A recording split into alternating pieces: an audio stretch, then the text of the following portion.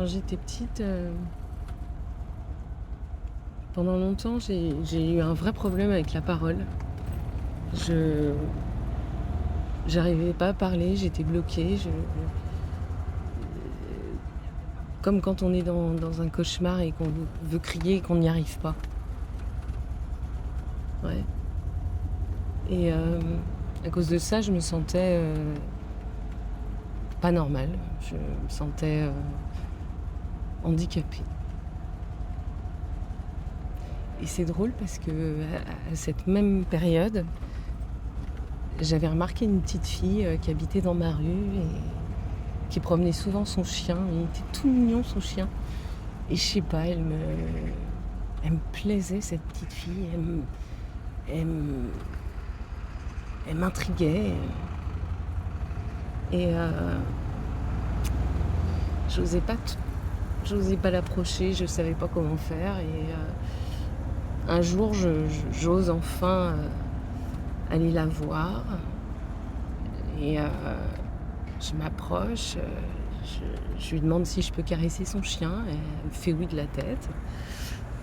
Je caresse son chien, tout doux, tout mignon, tout content comme moi et là, du coup, je lui demande comment il s'appelle et là, pas de réponse, alors je lui redemande, toujours pas de réponse et là, au bout de la troisième fois, je me sens vraiment, vexée. Alors je sais que je commence à m'énerver contre elle, je sais plus ce que je lui dis, mais je sais que je lui crie dessus. Je vois de la panique dans ses yeux et d'un coup, il y a un son hyper bizarre qui sort de sa bouche. J'avais jamais entendu ça et là, je comprends qu'elle est sourde. Alors là, je panique, je sais pas quoi lui dire, je sais plus quoi faire.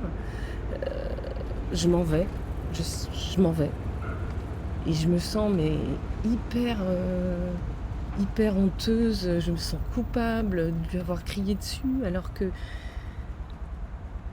c et je sais pas, ça m'a fait comme un miroir et j'avais dû m'identifier à cette petite fille et qu'elle soit sourde et qu'elle puisse réellement pas parler, c je trouvais ça tellement injuste, cette rencontre, je crois que ça m'a fait un électrochoc. Cette petite fille, c'était comme un ange, qui serait venu me dire, «Mais, ce que tu crois être un handicap, en fait, c'est un super pouvoir. C'est un super pouvoir que tu as». Alors, sans trop savoir pourquoi, quelque temps après, je m'inscris, à l'atelier théâtre de mon école et je